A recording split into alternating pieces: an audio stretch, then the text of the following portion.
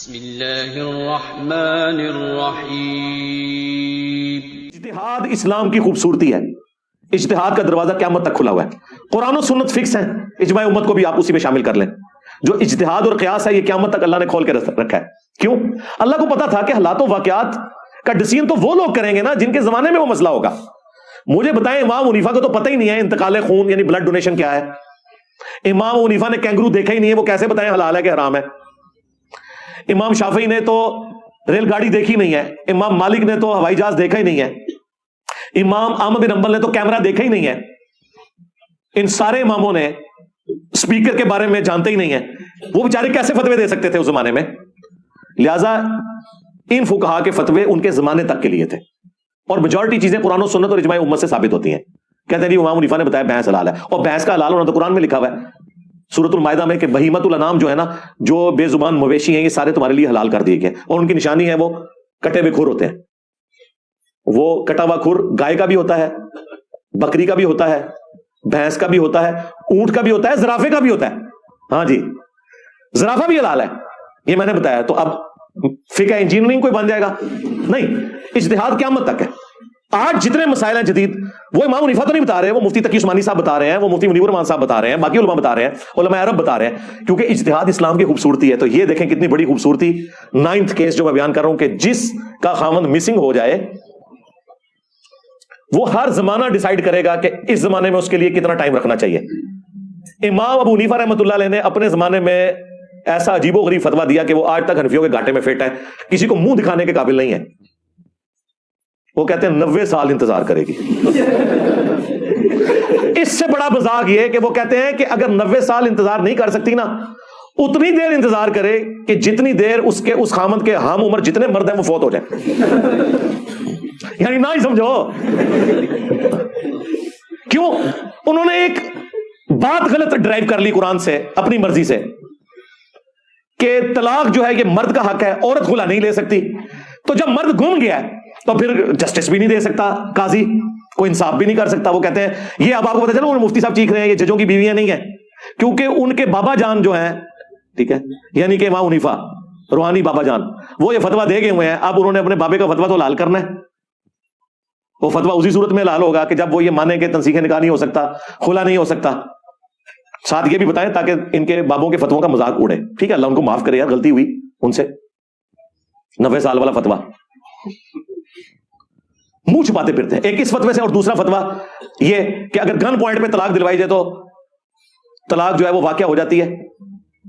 اور اسی فتوے کو لے کے پھر حکمرانوں نے، سلطنت عباسیہ کے حکمرانوں نے جو کھلواڑ کیا، لوگ کہتے ہیں فقہ حنفی کیسے پھیل گئی۔ جب فقہ حنفی کے بڑے بنو عباس کو فتوے دیں کہ وہ لوگوں کی بیویوں سے زبردستی طلاقیں کروا کے شادی کریں، تو پھر اس کے فائدے میں اس وقت کی اسٹیبلشمنٹ بنو عباس نے فقہ حنفی کو گن پوائنٹ تلوار کے زور کے اوپر نافذ کر دیا 3 بڑے معظموں کے اوپر۔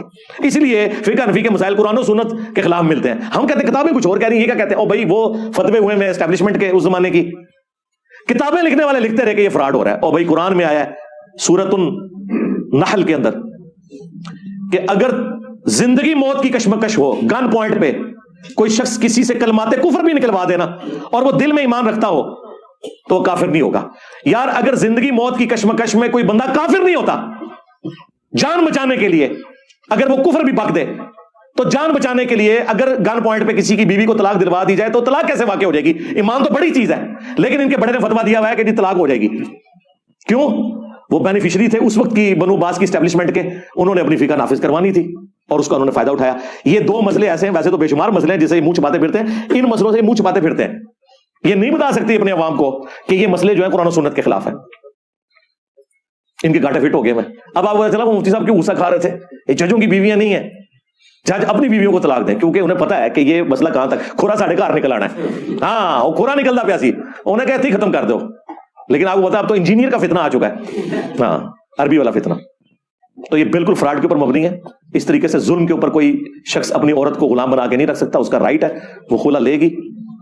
اور دوسرا مسئلہ جو میں نے بتایا مسنگ پرسن والا، اگر کسی کا خاوند مسنگ پرسن ہو چکا ہے تو یہ 90 سال والا فتویٰ بالکل ردی کی ٹوکری میں پھینکنے والا ہے۔